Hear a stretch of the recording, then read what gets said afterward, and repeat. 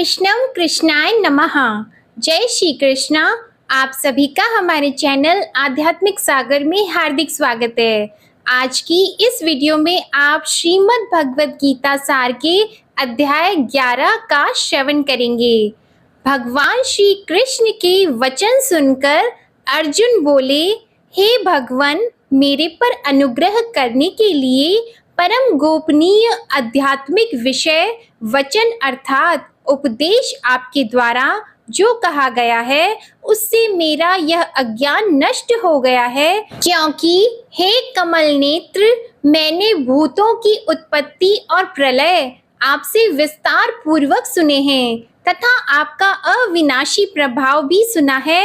हे परमेश्वर, आप अपने को जैसा कहते हो यह ठीक ऐसा ही है, परंतु हे पुरुषोत्तम, आपके ज्ञान, ऐश्वर्य, शक्ति, बल, वीर्य और तेज युक्त रूप को प्रत्यक्ष देखना चाहता हूँ। इसलिए हे प्रभु, मेरे द्वारा वह आपका रूप देखा जाना शक्य है, ऐसा यदि मानते हैं तो हे योगेश्वर, आप अपने अविनाशी स्वरूप का मुझे दर्शन कराइए। इस प्रकार अर्जुन के प्रार्थना करने पर भगवान श्री कृष्ण बोले, हे पार्थ, मेरे सैकड़ों तथा हजारों नाना प्रकार के और नाना वर्ण तथा आकृति वाले अलौकिक रूपों को देख। हे भरतवंशी अर्जुन, मेरे में आदित्यों को अर्थात अदिति के 12 पुत्रों को और 8 वसुओं को, 11 रुद्रों को तथा दोनों अश्विनी कुमारों को और 49 मरुद्र गणों को देख तथा और भी बहुत से पहले न देखे हुए आश्चर्यमय रूपों को देख। हे गुडाकेश, अब इस मेरे शरीर में एक जगह स्थित हुए चराचर सहित संपूर्ण जगत को देख तथा और भी जो कुछ देखना चाहता है सो देख, परंतु मेरे को इन अपनी प्राकृत नेत्रों द्वारा देखने को निसंदेह समर्थ नहीं है। इसी से मैं तेरे लिए दिव्य अर्थात अलौकिक चक्षु देता हूँ, इससे तू मेरे प्रभाव को और योग शक्ति को देख। संजय बोले, हे राजन, महायोगेश्वर और सब पापों के नाश करने वाले भगवान ने इस प्रकार कहकर उसके उपरांत अर्जुन के लिए परम ऐश्वर्य युक्त दिव्य स्वरूप दिखाया। उस अनेक मुख और नेत्रों से युक्त तथा अनेक अद्भुत दर्शन वाले एवं बहुत से दिव्य भूषणों से युक्त और बहुत से दिव्य शस्त्रों को हाथ में उठाए हुए तथा दिव्य माला और वस्त्रों को धारण किए हुए और दिव्य गंध का अनुलेपन किए हुए एवं सब प्रकार के आश्चर्यों से युक्त सीमा रहित विराट स्वरूप परम देव परमेश्वर को अर्जुन ने देखा। हे राजन, आकाश में 1000 सूर्यों के एक साथ उदय होने से उत्पन्न हुआ जो प्रकाश होता है, वह भी उस विश्व रूप परमात्मा के प्रकाश के सदृश कदाचित ही नहीं होता। ऐसे आश्चर्यमय रूप को देखते हुए पांडु पुत्र अर्जुन ने उस काल में अनेक प्रकार से विभक्त हुए अर्थात पृथक पृथक हुए संपूर्ण जगत को उस देवों के देव श्री कृष्ण भगवान के शरीर में एक जगह स्थित देखा। उसके अनंतर वह आश्चर्य से युक्त हुआ हर्षित रोमों वाला अर्जुन विश्व रूप परमात्मा को श्रद्धा भक्ति सहित सिर से प्रणाम करके हाथ जोड़े हुए बोला, हे देव, आपके शरीर में संपूर्ण देवों को तथा अनेकों भूतों के समुदायों को और कमल के आसन पर बैठे हुए ब्रह्मा को तथा महादेव को और संपूर्ण ऋषियों को तथा दिव्य सर्पों को देखता हूँ। हे संपूर्ण विश्व के स्वामिन, आपको अनेक हाथ, पेट, मुख और नेत्रों से युक्त तथा सब ओर से अनंत रूपों वाला देखता हूँ। हे विश्व रूप, आपके न अंत को देखता हूँ और न मध्य को और न आदि को देखता हूँ। हे विष्णु, आपको मैं मुकुट युक्त, गदा युक्त और चक्र युक्त तथा सब ओर से प्रकाशमान तेज का पुंज, प्रज्वलित अग्नि और सूर्य के सदृश ज्योति युक्त देखने में अति गहन और अप्रमेय स्वरूप सब ओर से देखता हूँ। इसलिए हे भगवान, आप ही जानने योग्य परम अक्षर हैं, अर्थात अर्थात पर ब्रह्मा परमात्मा हैं और आप ही इस जगत के परम आश्रय तथा आप ही अनादि धर्म के रक्षक हैं और आप ही अविनाशी सनातन पुरुष हैं, ऐसा मेरा मत है। हे परमेश्वर, मैं आपको आदि अंत और मध्य से रहित तथा अनंत सामर्थ्य से युक्त और अनंत हाथों वाला तथा चंद्र सूर्य रूप नेत्रों वाला और प्रज्वलित अग्नि रूप मुख वाला तथा अपने तेज से इस जगत को तपायमान करता हुआ देखता हूँ। हे महात्मन, यह स्वर्ग और पृथ्वी के बीच का संपूर्ण आकाश तथा सब दिशाएं एक आप से ही परिपूर्ण हैं तथा आपके इस अलौकिक और भयंकर रूप को देखकर तीनों लोग अति व्यथा को प्राप्त हो रहे हैं।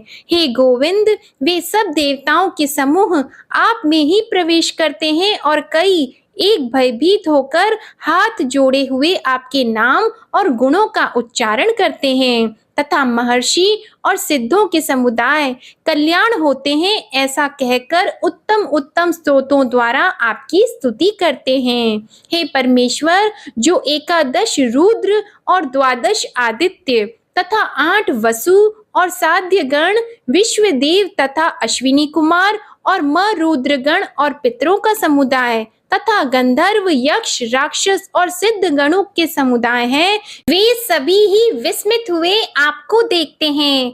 हे महाबाहो, आपके बहुत मुख और नेत्रों वाले तथा बहुत हाथ, जंघा और पैरों वाले और बहुत उदरों वाले तथा बहुत सी विकराल दाढ़ों वाले महान रूप को देखकर सब लोग व्याकुल हो रहे हैं तथा मैं भी व्याकुल हो रहा हूँ, क्योंकि हे विष्णु, आकाश के साथ स्पर्श किए हुए दैदीप्यमान अनेक रूपों से युक्त तथा फैलाए हुए मुख और प्रकाशमान विशाल नेत्रों से युक्त आपको देखकर भयभीत अंतःकरण वाला मैं धीरज और शांति को नहीं प्राप्त होता हूँ। हे भगवान, आपके विकराल दाढ़ों वाला और प्रलय काल की अग्नि के समान प्रज्वलित मुखों को देखकर दिशाओं को नहीं जानता हूँ और सुख को भी नहीं प्राप्त होता हूँ। इसलिए हे देवेश, हे जगन्निवास, आप प्रसन्न हो।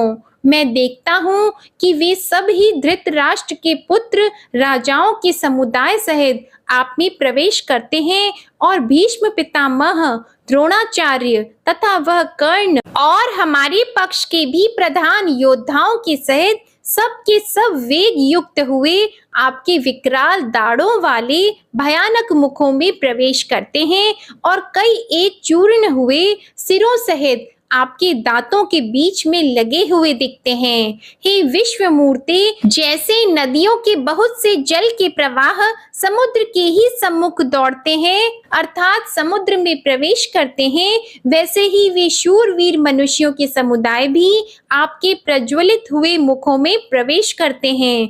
अथवा जैसे पतंग मोह के वश होकर नष्ट होने के लिए प्रज्वलित अग्नि में अति वेग से युक्त हुए प्रवेश करते हैं, वैसे ही यह सब लोग भी अपने नाश के लिए आपके मुखों में अति वेग से युक्त हुए प्रवेश करते हैं और आप उन संपूर्ण लोकों को प्रज्वलित मुखों द्वारा ग्रसन करते हुए सब ओर से चाट रहे हैं। हे विष्णु, आपका उग्र प्रकाश संपूर्ण जगत को तेज के द्वारा परिपूर्ण करके तपायमान करता है। हे भगवान, कृपा करके मेरे प्रति कहिए कि आप उग्र रूप वाले कौन हैं। हे देवों में श्रेष्ठ, आपको नमस्कार है, आप प्रसन्न होइए। आदि स्वरूप आपको मैं तत्व से जानता हूँ, क्योंकि आपकी प्रवृत्ति को मैं नहीं जानता। इस प्रकार अर्जुन के पूछने पर श्री कृष्ण भगवान बोले, हे अर्जुन, मैं लोकों का नाश करने वाला बढ़ा हुआ महाकाल हूँ। इस समय इन लोकों को नष्ट करने के लिए प्रवृत्त हुआ हूँ। इसलिए जो प्रतिपक्षियों की सेना में स्थित हुए योद्धा लोग हैं, वे सब तेरे बिना भी नहीं रहेंगे, अर्थात तेरे युद्ध न करने से भी इन सब का नाश हो जाएगा। इससे तू खड़ा हो और यश को प्राप्त कर तथा शत्रुओं को जीतकर धन धान्य से संपन्न राज्य को भोग। और यह सब शूरवीर पहले से ही मेरे द्वारा मारे हुए हैं। हे सव्यसाचिन, तू तो केवल निमित्त मात्र ही हो जा तथा इन द्रोणाचार्य और भीष्म पितामह तथा जयद्रथ और कर्ण तथा और भी बहुत से मेरे द्वारा मारे हुए शूरवीर योद्धाओं को तू मार और भय मत कर। निसंदेह तू युद्ध में वैरियों को जीतेगा, इसलिए तू युद्ध कर।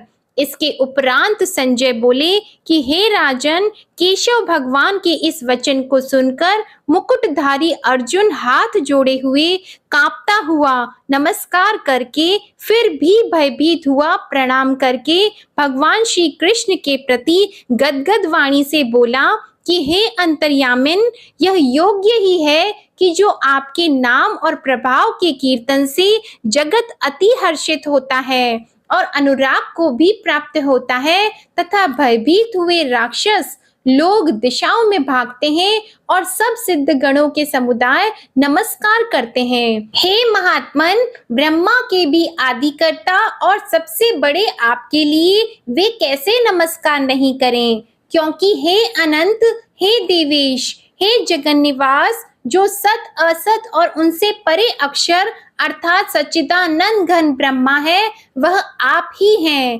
हे प्रभु, आप आदिदेव और सनातन पुरुष हैं। आप इस जगत के परम आश्रय और जानने वाले तथा जानने योग्य और परम धाम हैं। हे अनंत रूप, आपसे यह सब जगत व्याप्त अर्थात परिपूर्ण है। हे हरे, आप वायु, यमराज, अग्नि, वरुण, चंद्रमा तथा प्रजा के स्वामी ब्रह्मा और ब्रह्मा के भी पिता हैं।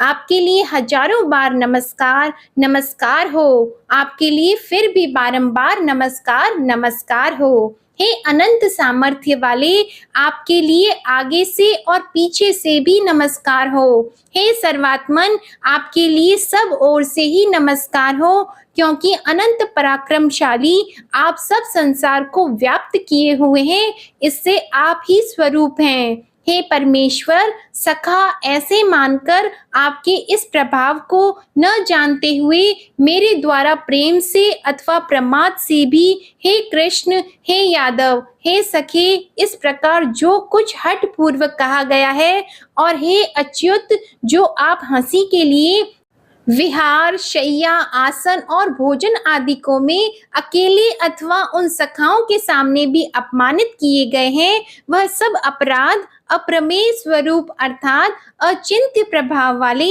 आपसे मैं क्षमा कराता हूँ। हे विश्वेश्वर, आप इस चराचर जगत के पिता और गुरु से भी बड़े गुरु एवं अति पूजनीय हैं। हे अतिशय प्रभाव वाले, तीनों लोकों में आपके समान भी दूसरा कोई नहीं है, फिर अधिक कैसे होंगे। इससे हे प्रभु, मैं शरीर को अच्छी प्रकार चरणों में रख के और प्रणाम करके स्तुति करने योग्य आप ईश्वर को प्रसन्न होने के लिए प्रार्थना करता हूँ। हे देव, पिता जैसे पुत्र के और सखा जैसे सखा के और पति जैसे प्रिय स्त्री के, वैसे ही आप भी मेरे अपराध को सहन करने के लिए योग्य हैं। हे विश्वमूर्ते, मैं पहले न देखे हुए आश्चर्यमय आपके इस रूप को देखकर हर्षित हो रहा हूँ और मेरा मन भय से अति व्याकुल भी हो रहा है। इसलिए हे देव, आप उस अपने चतुर्भुज रूप को ही मेरे लिए दिखाइए। हे देवेश, हे जगन्निवास, प्रसन्न होइए। हे विष्णु, मैं वैसे ही आपको मुकुट धारण किए हुए तथा गदा और चक्र हाथ में लिए हुए देखना चाहता हूँ। इसलिए हे विश्वरूप, हे सहस्त्रबाहो, आप उस ही चतुर्भुज रूप से युक्त होइए। इस प्रकार अर्जुन की प्रार्थना को सुनकर श्री कृष्ण भगवान बोले, हे अर्जुन, अनुग्रह पूर्वक मैंने अपनी योग शक्ति के प्रभाव से यह मेरा परम तेजोमय सबका आदि और सीमा रहित विराट रूप तेरे को दिखाया है, जो कि तेरे सिवा दूसरे के पहले किसी ने नहीं देखा। हे अर्जुन, मनुष्य लोक में इस प्रकार विश्व रूप वाला मैं न वेद और यज्ञों के अध्ययन से तथा न दान से और न क्रियाओं से और न उग्र तपो से ही तेरे सिवा दूसरे से देखा जाने का शक्य हूँ। इस प्रकार के मेरे इस विकराल रूप को देखकर तेरे को व्याकुलता न होवे और मूढ़ भाव भी न होवे और भय रहित प्रीति युक्त मन वाला तू उस ही मेरे इस शंख, चक्र, गदा और पद्म पद्म सहित चतुर्भुज रूप को फिर देख। उसके उपरांत संजय बोले, हे राजन, वासुदेव भगवान ने अर्जुन के प्रति इस प्रकार कहकर फिर वैसे ही अपने चतुर्भुज रूप को दिखाया और फिर महात्मा कृष्ण ने सौम्य मूर्ति होकर इस भयभीत हुए अर्जुन को धीरज दिया।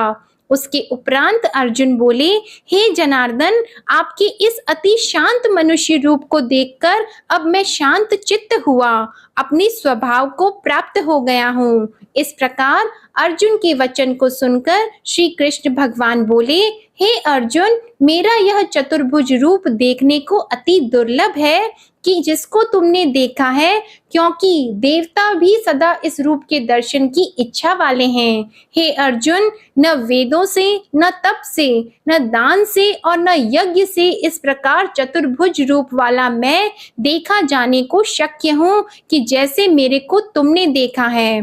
परंतु हे श्रेष्ठ तप वाले अर्जुन, अनन्य भक्ति करके तो इस प्रकार चतुर्भुज रूप वाला मैं प्रत्यक्ष देखने के लिए और तत्व से जानने के लिए तथा प्रवेश करने के लिए अर्थात एक ही भाव से प्राप्त होने के लिए भी शक्य हूँ। हे अर्जुन, जो पुरुष केवल मेरे ही लिए सब कुछ मेरा समझता हुआ यज्ञ, दान और तप आदि संपूर्ण कर्तव्य कर्मों को करने वाला है और मेरे परायण है, अर्थात मेरे को परम आश्रय और परम गति मानकर मेरी प्राप्ति के लिए तत्पर है तथा मेरा भक्त है, अर्थात मेरे नाम, गुण, प्रभाव और रहस्य के श्रवण, कीर्तन, मनन, ध्यान और पठन पाठन का प्रेम सहित निष्काम भाव से निरंतर अभ्यास करने वाला है और आसक्ति रहित है, अर्थात स्त्री, पुत्र और धन आदि संपूर्ण सांसारिक पदार्थों में स्नेह रहित है और संपूर्ण भूत प्राणियों में वैर भाव से रहित है, ऐसा वह अनन्य भक्ति वाला पुरुष मेरे को ही प्राप्त होता है।